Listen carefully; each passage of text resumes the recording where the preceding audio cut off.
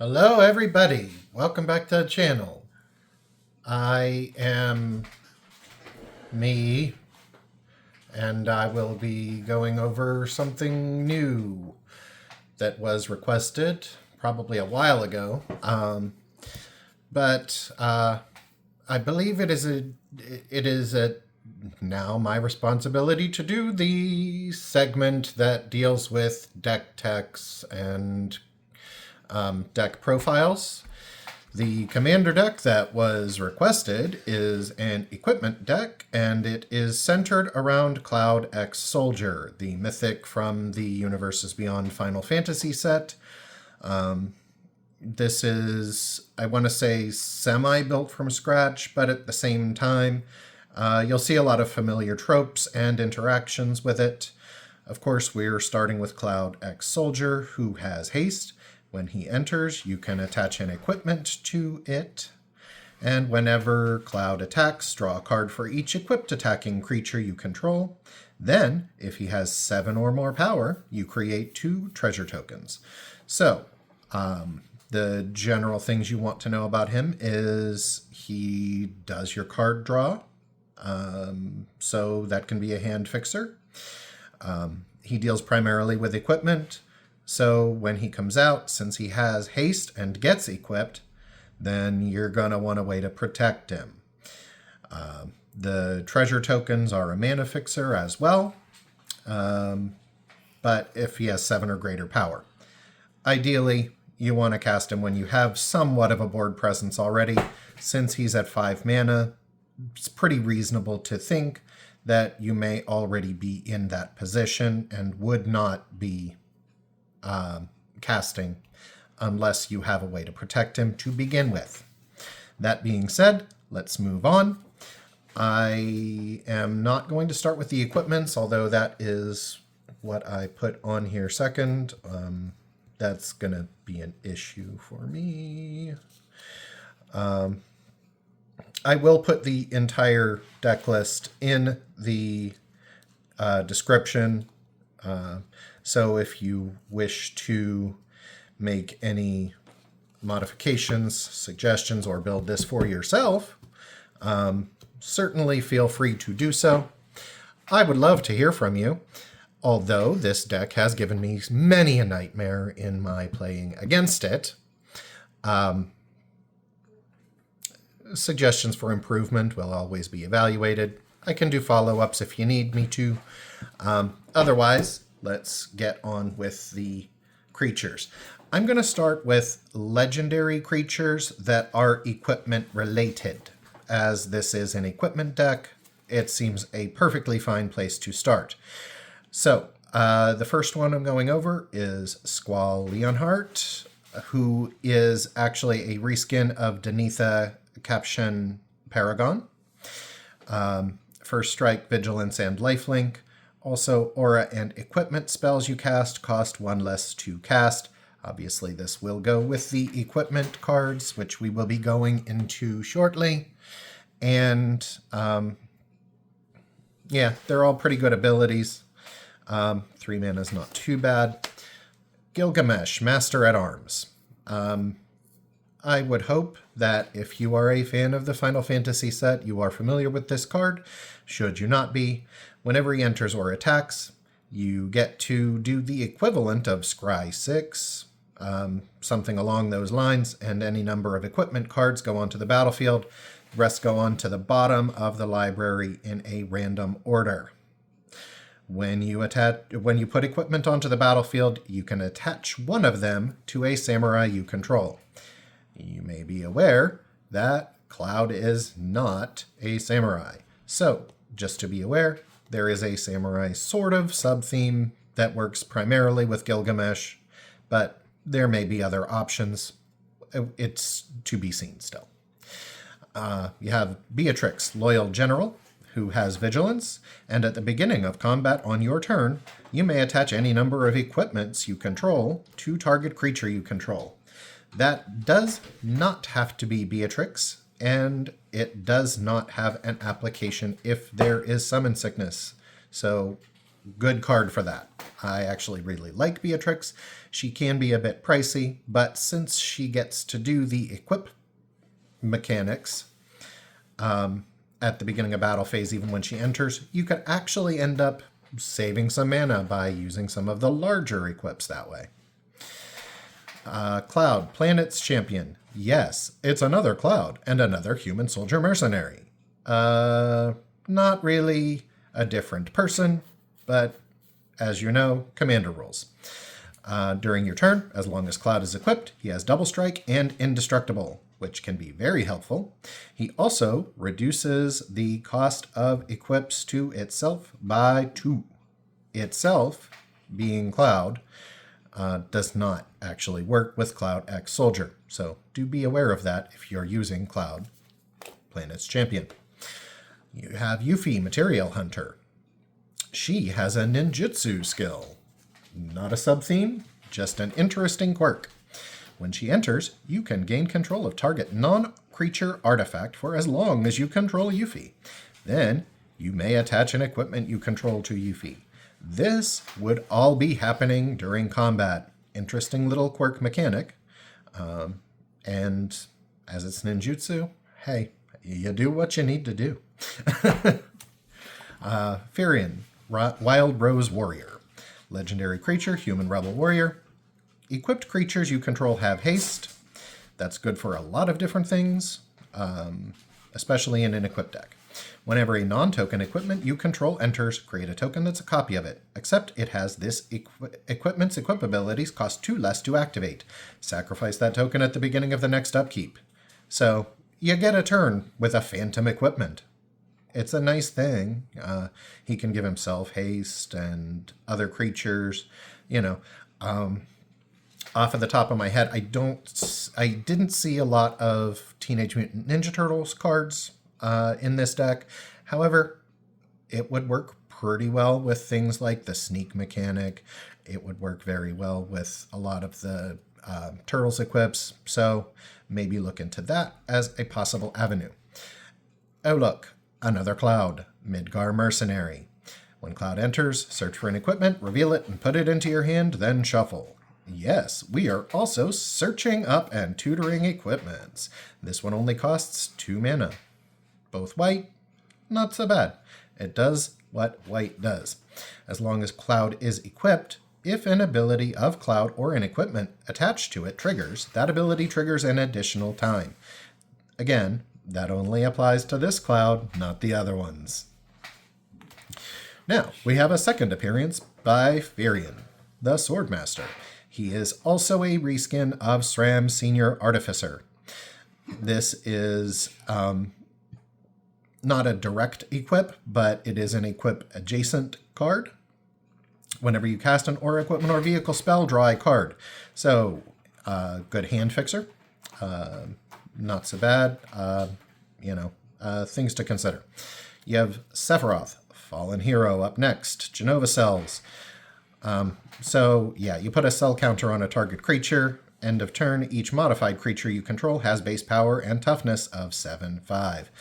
Do be aware, modified creatures, although the flavor text, I call it flavor text, but it's not really flavor text. But keyword text is not on this card. So just be aware that modified creatures are those that have auras, equipments, or counters on them. So, his second ability, the Reunion, 3, and sacrifice a modified creature. Again, there's that word. It would have been nice to have it on this card, but the text is already kind of overwhelming. Sacrifice a modified creature. Return this card from your graveyard to the battlefield tapped. Could be a flash effect. It does not say that it has to be as a sorcery. So, food for thought. Red 13, Proud Warrior. And boy, is he a beast warrior. Vigilance and Trample. I see you can notice a modified sub-theme on this. Other modified creatures you control have Vigilance and Trample. Cosmo Memory allows Red 13, when he enters, to return target aura or equipment card from a graveyard to your hand. So, doesn't tutor, but graveyard fetch. Not so bad. You have Barrett Wallace. He has reach, and whenever he attacks, he deals damage equal to the number of equipped creatures you control to defending player. So you kind of want to go wide with your equipment. You don't necessarily want it all to go on one singular character or card. So with him, he's a nice alternate condition. So even if they get blocked, he can definitely help you out. And also, you know, if he's modified and you got Red 13 Vigilance, will allow him to make use of his reach ability on the defense as well. So that about does it for the cards that are either equipment focused or equipment adjacent and are also legendary. The next that I'm going to go over are the legendary creatures that are not focused on equipment specifically. So they're sort of, you know, they're adjacent. They're nice to have equipped. You have Tifa Lockhart. She has Trample. She's a 1/2 for 2 mana. Landfall. Whenever a land you control enters, double Tifa Lockhart's power until end of turn. Really good if you're using search lands, sacrifice lands, or anything of that sort. It's not really a landfall deck, so I don't know that I'd necessarily count on Tifa too much, but she can definitely come in clutch as a low mana cost drop. Chishiro, the Shattered Blade, legendary creature, Snake Samurai. Ah, Samurai. I said we'd be getting another one, and here we are. This one, whenever an aura or equipment enters the battlefield under your control, create a 2/2 red spirit creature token with Menace. This does not say that it has to be a non-token one. So, guess who pairs pretty well with Firion? And so, that'll make you a couple of spirit tokens. At the beginning of your end step, put a +1/+1 counter on each modified creature. So, that's not too bad. Rosa, Resolute White Mage, is our next one. She has reach, 4 mana for a 2/3, which isn't normally a really good drop for that cost, but at the beginning of combat on your turn, put a +1/+1 counter on target creature you control, which will then gain lifelink until end of turn. This also works with the Modify subtheme, and can also give creatures that don't normally have lifelink that all-important regain life mechanic. Next we have Tifa, Martial Artist. Yes, it's another Tifa, and this one works pretty well with the theme. Tifa has melee, which if you're familiar with the keyword, you already know this, but when it attacks, it gets +1/+1 until end of turn for each opponent you attacked this combat. I'm going to give that one a meh as far as flavor on it, because, you know, it's Tifa. Anyway, whenever one or more creatures you control with power 7 or greater, do we see another number that has 7 on it? When you deal damage to a player, untap all creatures you control if it's the first combat phase of your turn. There is an additional combat phase after this phase. So, that's also pretty good. Doesn't necessarily have to be equips, but, you know, it's mostly power focused, so that's not too bad. You have Garnet Till Alexandros the 17th as a reskin of Loran of the Third Path. I'm going to be honest, I don't know what set Loran of the Third Path is from, but here's Garnet. 3 mana for a 2/1. Normally not a good payoff, but she has Vigilance, and when Garnet Till Alexandros the 17th enters, destroy up to 1 target artifact or enchantment. You and target opponent each draw a card. What I would say about this is, card draw, nice. And it does some spot removal work there for artifacts or enchantments. So you could potentially save yourself from a bit of a problem. As a utility card, pretty good. Next, we've got Wolverine, the best there is. Not a reskin. This was from the Secret Lair drop. My apologies if you do not have a Secret Lair to use this card. I believe they're probably still maddeningly overpriced, but that's how secret layers are these days. So if you want it, certainly it's still doable. As a single, probably not too expensive. I actually personally like going singles after they've been released and after they've been out for a while. So unless it's a completely absurd set, this has a unique mechanic, which with those secret layers do tend to be very price stable and don't necessarily go down so much, but he has unrivaled lethality, double all damage that Wolverine would deal at the beginning of each end step. If Wolverine dealt damage to another creature this turn, he gets a +1/+1 counter. And for a colorless and green, he can regenerate, just like Wolverines will do in the wild, I think. Or maybe not. Even if they don't. This Wolverine does. Not an equipped creature, but definitely he becomes self-modified. So that's not a bad sub-theme to be working on here.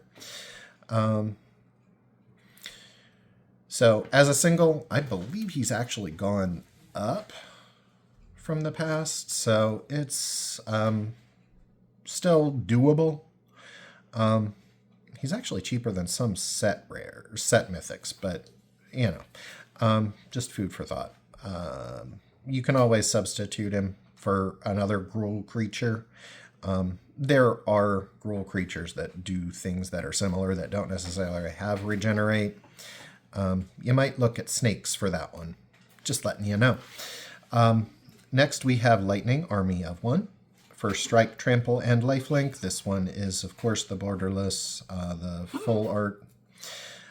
First Strike, Trample, Lifelink, and ability Stagger. Whenever Lightning deals combat damage to a player until your next turn, if a source would deal damage to that player or a permanent that player controls, it deals double that damage instead. Which, mechanically speaking, since she has First Strike, it does make your regular strike creatures much more effective. Be aware that if you have double strike as an option, first damage doesn't get doubled, the second strike damage does. Just as a matter of note. After that, we have Dogmeat, Constant Companion, who is a reskin of Yoshimaru, Ever Faithful. It is a 1-mana drop for a 1/1. When another legendary permanent you control enters, put a +1/+1 counter on Dogmeat, i.e. Yoshimaru. Has partner, not really relevant to this particular deck, but, I mean, it's pretty good. You don't normally have 1-mana commanders. It's a thought, anyway. Next we have Raph and Leo, Sibling Rivals. This is from the newest set. This would be the Teenage Mutant Ninja Turtles.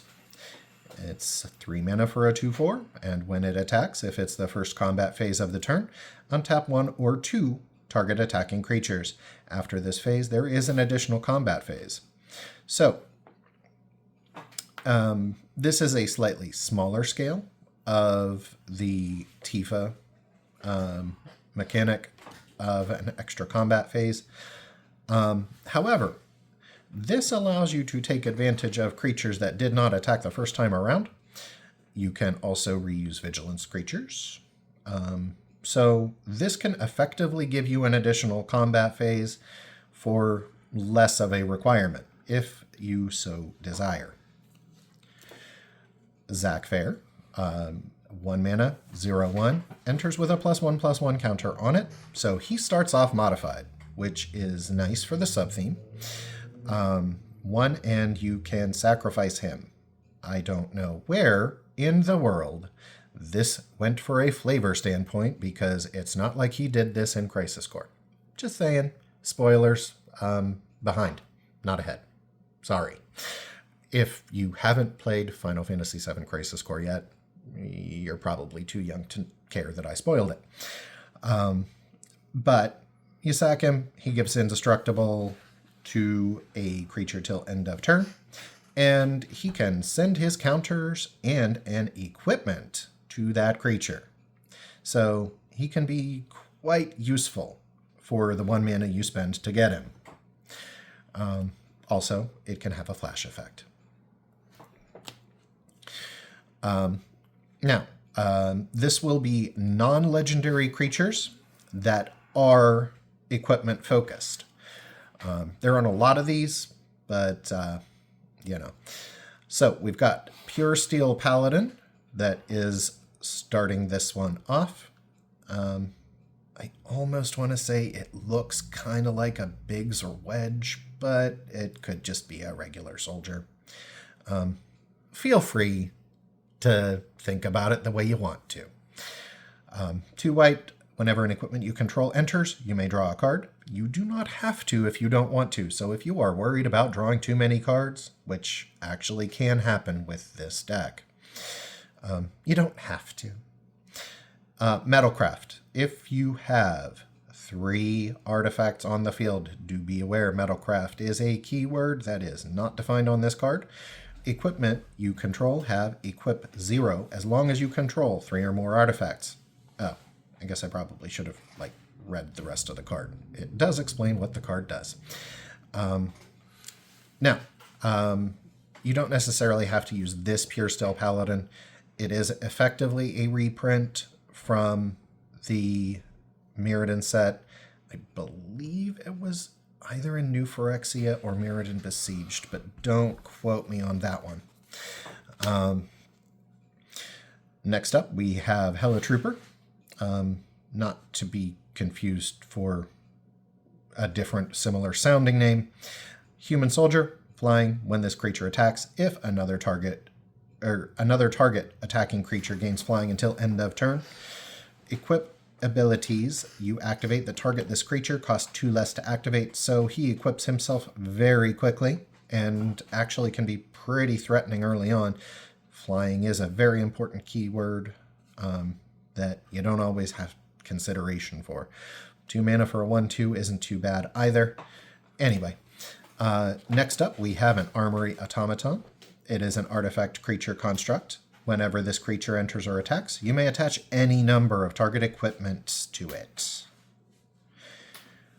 This actually does not say your own, so you can use it to steal equipments. Just saying, it actually works very well for that. So, just letting you know. It actually even says in the parentheticals that the control of the equipment does not change. So do be aware that your opponent can steal it back, but they do have to pay the equip cost. Codsworth, Handy Helper. This is a legendary artifact creature robot. Commanders you control have Ward 2. It is an important keyword to put on your commander to offer a bit of protection. He costs 3 mana, but the Ward 2, kind of worth it. Tap to add 2 white mana. Spend this mana only to cast aura or equipment spells. You probably won't use that as much, but it could be very valuable for that purpose. Also has tap to attach target aura or equipment you control to target creature you control. Activate only as a sorcery, so it can't save you in the midst of battle. Now, before I go into the lands, I am going to go over the equipments in this deck, which obviously the lifeblood of it. This pile actually we'll go over the equipment first, and then the support suite, which will be your sorceries, instants, enchantments, spot removal, what have you. So, your first equipment, Sword of Hearth and Home. 2/2, protection from green and white. Can be pretty useful. Whenever the equipped creature deals combat damage to a player, exile up to 1 target creature you own, search your library for a basic land card, then put both onto the battlefield under your control, then shuffle. So you blink a thing, and you tutor. It can be very useful in situations where that may be necessary. Also, land fix. Basic land card is something to note with that. Most decks do not have a ton of basic lands, so do be aware how you use that. Sword of Wealth and Power. Equipped creature gets +2/+2 and has protection from instants and sorceries specifically. Whenever a equipped creature deals combat damage to a player, create a treasure token.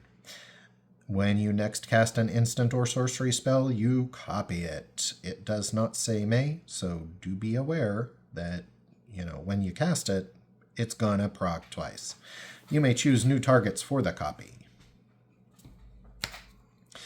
Ultima Weapon. By the way, these were 3 and equip 2. This is 7 and equip 7. Whenever a equipped creature attacks, destroy target creature an opponent controls, so it is kind of an annihilate, but only for creatures. Pretty good spot removal. Equipped creature gets 7/7, and the equip is 7. A lot of 7s on these cards. I wonder if there was a sub-theme of that. Anyway, Darksteel Plate. You know it, you love it, it's indestructible. Equipped creature has indestructible. It's kind of an old favorite. Also from Mirrodin, if you wanted to know about the ones before the Final Fantasy set. 3 cost, equip 2, not flash. Lightning Greaves. 2, equipped creature has haste and shroud. Equip 0. Haste and shroud, very good. Shroud protects you, so good to know. Hero's Heirloom, featuring Red 13. 2 cost, equip 2. Equipped creature has 2/1. As long as it's legendary, it also has trample and haste. Summoning Materia. This is not from another set, if you can believe it. You may look at the top card of your library at any time. As long as this equipment is attached to a creature, you may cast creature spells from the top of your library. Equipped creature gets +2/+2, has vigilance, and tap to add green. I don't know why giving a +2/+2 and vigilance would be so relevant when you're tapping for green, but just be aware. It gives you an extra option. Doesn't give them flash. Do be aware of that, though. All right, now we're looking at Sword of Ice and Fire. This one uses art from Bloomburrow. I don't remember if it was a list card or not, but I think it probably was. No. It was It could have also been in one of the Commander sets or something like that. I forget what it's called. Anyway, the equipped creature gets +2/+2 and has protection from red and blue. Whenever the equipped creature deals combat damage to a player, Sword of Fire and Ice deals 2 damage to any target, and you can draw a card. Actually, you have to draw a card. Also equipped. Champion's Helm. Equipped creature gets +2/+2 for 3 mana cast, 1 mana equip. Equipped creature, if it's legendary, has hexproof. So there could be your potential protection for Commander and other legendaries you might not want to be targeted. Swiftfoot Boots, hexproof and haste. You all know it. This thing's been around forever. 2 mana, equip 1. I'm not going to go into too many details on that. Conformer Shuriken. Equipped creature has, whenever this creature attacks, tap target creature defending player controls.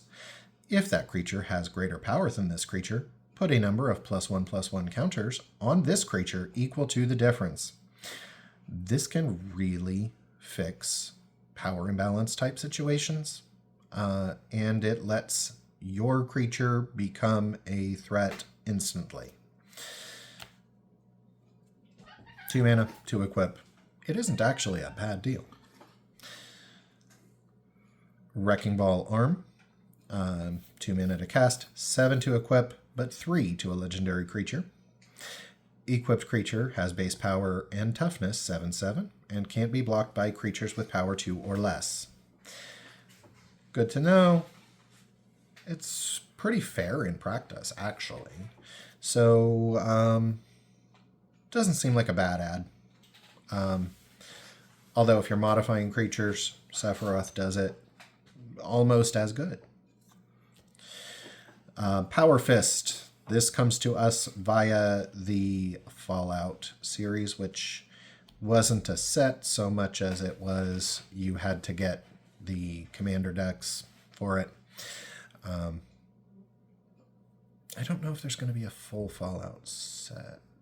Probably not. Or at least I didn't see one on the horizon.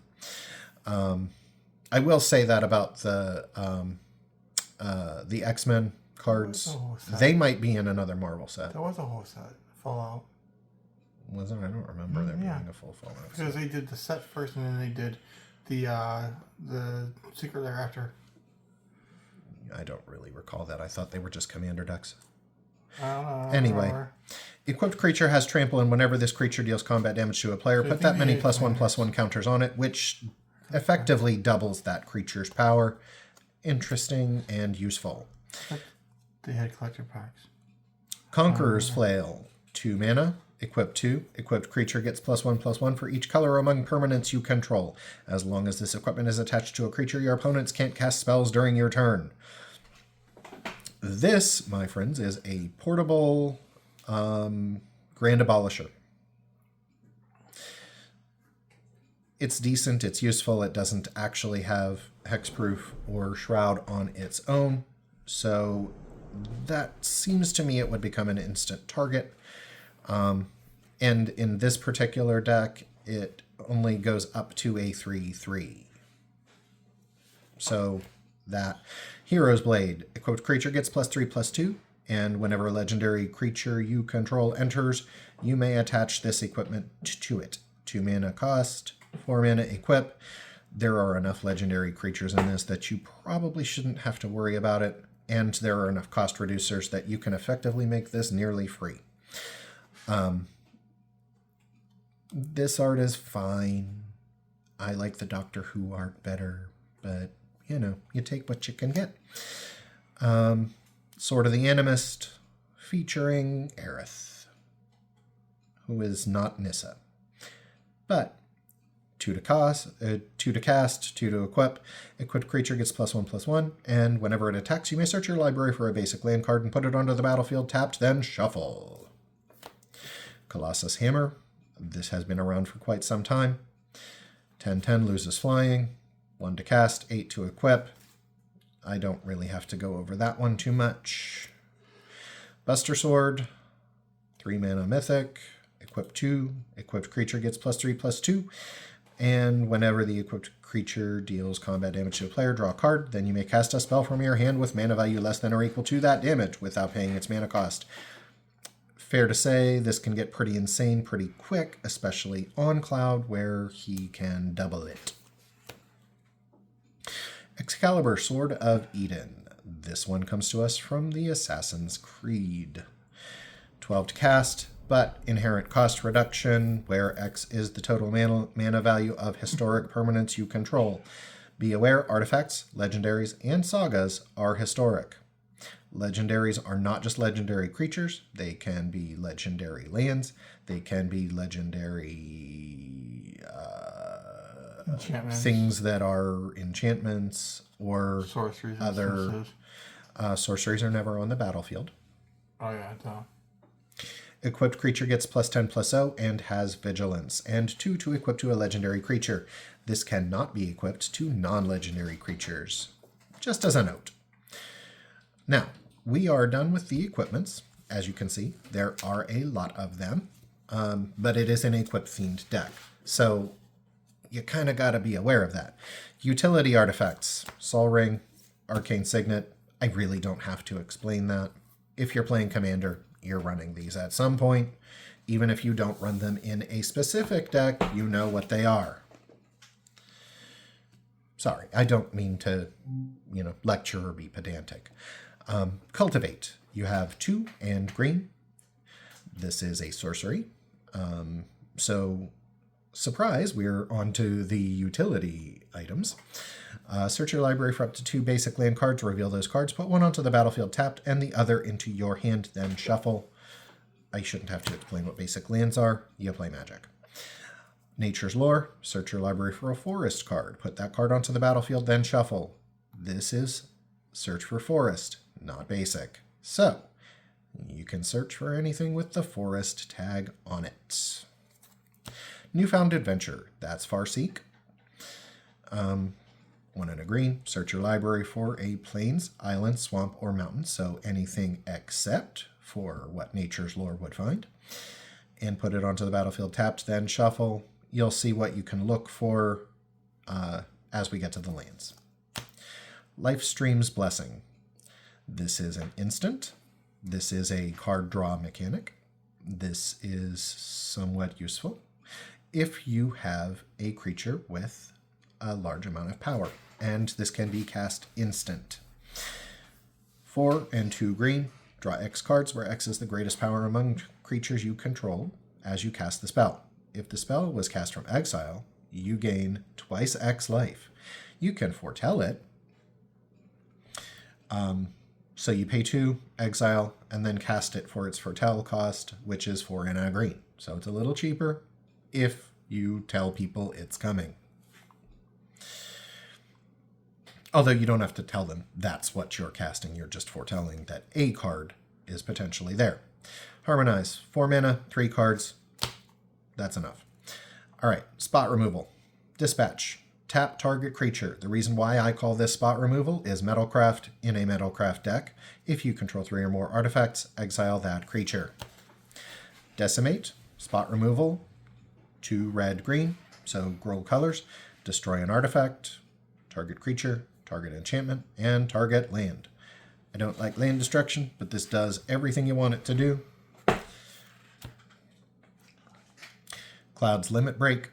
Also listed under spot removal because you don't necessarily cast it for Omnislash, but instant speed to destroy all tapped creatures is not bad. Just letting you know that as a note. You cast it for the colorless and white, and then you add any of the tiered effects. So you can cast Cross Slash to destroy a target tapped creature. So basically, that's what it can do instantly. You can Blade Beam to destroy any number of target tapped creatures with different controllers. So you can pay 0 to destroy 1, or 1 to destroy 1 if you're playing 1-1. So not as useful in a one-on-one thing, but you can use it in a whole pod. Omnislash is all tapped creatures. Do be aware, this destroys your own too. So, can backfire. Path to Exile, I'm not explaining that again. Vandal Blast, you got 1 red to destroy target artifact you don't control. Overload, you cast for 4 and a red to destroy each artifact you don't control. So, not bad. And I actually still really like the flavor text on this. It's just fun. Well, it's Deadpool. Look at me, I'm Chandra Nalaar. Blah, blah, blah. Yeah. Work with a mouth. I mean, this was part of the obvious and obligatory Deadpool secret layer. Oh. So, kind of fun. I think, isn't that Chandra in the back who looks surprised? Anyway, just moving forward. Ultimate Magic Holy. 3, which is 2 and a white for an instant. Amazingly, probably costs less than Holy in any of the Final Fantasy games you've ever played. Well, except if it was at a low level in, like, 3. Or was it 2? No, it was 2. That's right. That was the one with Furion. Anyway, getting sidetracked. At instant speed, permanents you control gain indestructible until end of turn. If it was cast from exile, you can prevent all damage that would be dealt to you this turn as well. So it can be very useful, and instant speed is not bad. You can foretell it for 2 colorless, and then cast it for foretell cost at the same amount. So yeah, it'll gain you life. If you're casting it because you want to gain life, you're probably doing something wrong. I wouldn't foretell that card. I'd just hang on to it, unless you're kind of overloaded in your hand. So, up to you. Enter the Avatar State is the next one. 1 white mana, instant. It's a lesson, which doesn't feature prominently in this deck, but As an effect, until end of turn, target creature you control becomes an avatar in addition to its other types and gains flying, first strike, lifelink, and hexproof.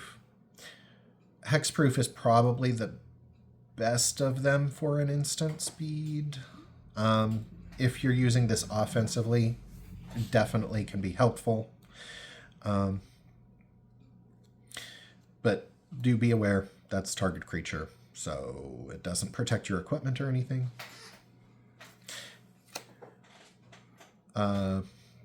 Next, we're going to go on to effectively what would be considered board wipes. Chandra's Ignition is a sorcery. You've probably seen this before because it is a staple in some red decks. For 5 mana, other words, 3 colorless and 2 red, target creature you control deals damage equal to its power to each other creature and each opponent. This will board wipe your own creatures. If you're picking the largest one, you are effectively making sure that you have cast some sort of immolation effect or, effectively the meteor spell. I said meteor, as in the big rock, not as in large ham sandwich that falls from the sky. Austere Command, 4 and 2 white, choose 2, destroy all artifacts, destroy all enchantments, destroy all creatures with mana value 3 or less, or destroy all creatures with mana value 4 or greater. The reason this is on the board wipe side is because you can effectively board wipe. You can also reset all the artifacts and enchantments. Why you would do that in an equipped deck, don't really know, but enchantments can be a real pain in your tuchus. Unfinished Business, sorcery. Return target creature card from your graveyard to the battlefield. Then return up to 2 target aura and or equipment cards from your graveyard to the battlefield attached to that creature. This is not a board wipe. This is one of your equipment savers. And this and the next one both function in that regard. Evidently, the Turks have unfinished business, and they bring their tools with them. Makes sense. Next, we have Inventory Management. Boros colors, split second, which means can't really be countered. And for each aura or equipment you control, you may attach it to a creature you control. This can change auras and equipments from one creature to the next. I mean, basically, you're choosing to reshuffle all of your inventory at instant speed. Could be very effective. Could save your butt. Who knows? But this comes to us from Fallout. Next, we have Captain America's Aid for 1 white mana. In case you were wondering, yes, this is a reskin of Sigarda's Aid, which would have been from the Innistrad plane. I want to say it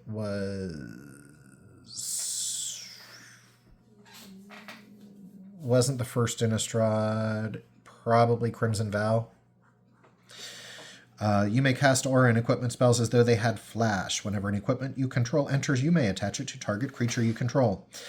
This I would consider a somewhat invaluable card for this deck.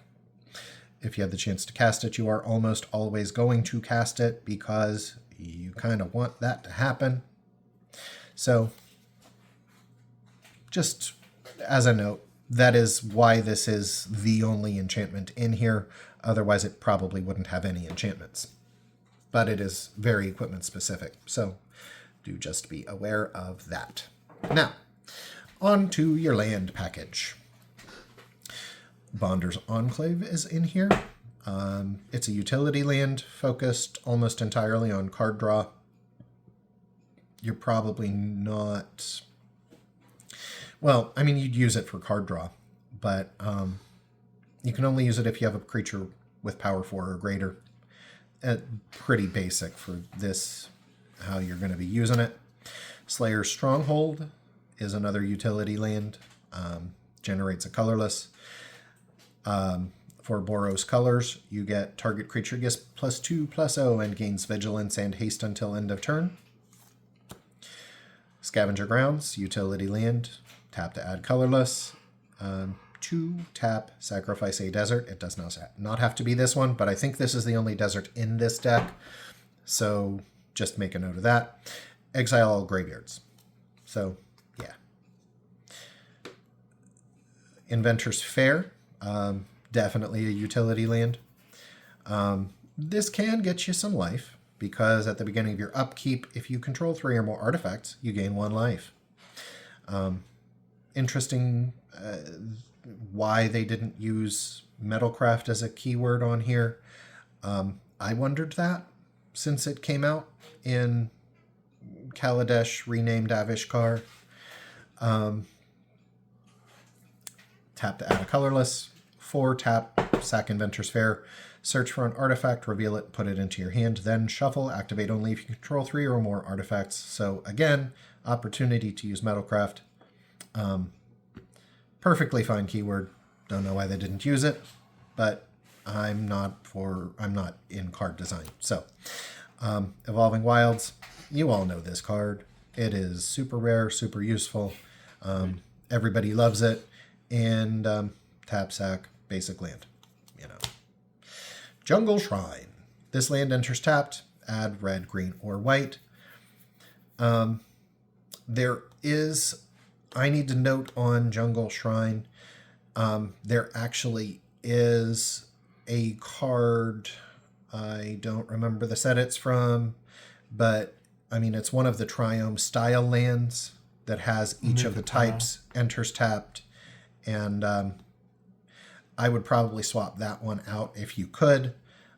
We didn't have one available for this, so just be aware you could definitely change that. Spire of Industry. By the way, we're moving into the rainbow lands at this point. Tap to add a colorless, or tap and pay 1 life to add 1 of any color. You can only do this if you control an artifact, however. Starting Town, Rainbow Land. Enters tapped unless it's your first, second, or third turn of the game. Tap to add a colorless, or tap and pay 1 life to add 1 mana of any color. Command Tower, you all know it. It's super useful, and there's Midgar for you. Path of Ancestry. We're out in the wilderness on this one, and I want to say this is Cosmo Canyon. Could be wrong. Probably I'm not. Land enters tapped, add 1 mana of any color in your commander's color identity. So, just that way. When mana is spent to cast a creature spell that shares a creature type with your commander, otherwise known as a human or soldier or mercenary, you can scry 1. Basic lands. You got 3 plains, you got 3 forests, you got 3 mountains. Pretty basic. I didn't intend for that. So it actually has 9 basic lands. Math-wise, I think it works out with all of your cultivates and your other fetch cards. So I think it works out quite well that way. I don't know that I'd probably go less, because then you end up searching and coming up empty. So moving on, Wooded Ridgeline has the tag Mountain and Forest. So if you're searching based on keywords, that's why I mentioned that whenever we had the Farseek. Radiant Grove, Forest Plains. Again, same reason. Canopy Vista. This one will enter tapped unless you control 2 or more basic lands. So doesn't want to be your first search, but you can definitely search for it after you've already searched these up. You got your Sacred Peaks, always enters tapped. Temple Garden. As it enters, you can pay 2. If you don't, it enters tapped. This one is from the Lorwyn Eclipse set, so kind of a newer one. You got your Cinder Glade, Mountain Forest, again the basic lands thing. Clifftop Retreat. Unless you control a mountain or a plains, it will enter tapped. Rugged Prairie, that's going to be a utility, pay to add 2 sort of deal. You got Fury, Calm, Snarl. No taglines. You got your Sun Scorched Divide for dual mana generation for a cost of 1. You got your Rootbound Crag, Mountain or Forest, Firelit Thicket, Game Trail, Mossfire Valley, your Brushland. This is a damaged land. As this fortified village, as it enters, you may reveal a forest or plains. If you don't, it enters tapped. And Sunpetal Grove, forest or plains, otherwise it enters tapped. So that's all I have about this one. As far as interaction, I think most of those should be fairly obvious how they work together. You get your card draw and whatnot. I like the deck. I just don't like playing against it because it is a fairly tricksy deck. But if you want to see more videos like this, do feel free to give a comment. If we have one already made, I can go over it a lot faster. If it has to be made, of course, those take a bit more time. Also, rather than just designing it, I do prefer to play test them once or twice first. If you want to see any sort of content where there is playing, that'll have to be forthcoming. Those take a lot more time to put together. In any case, thank you for your time and have a wonderful day. Don't forget to hit like and subscribe. Bye.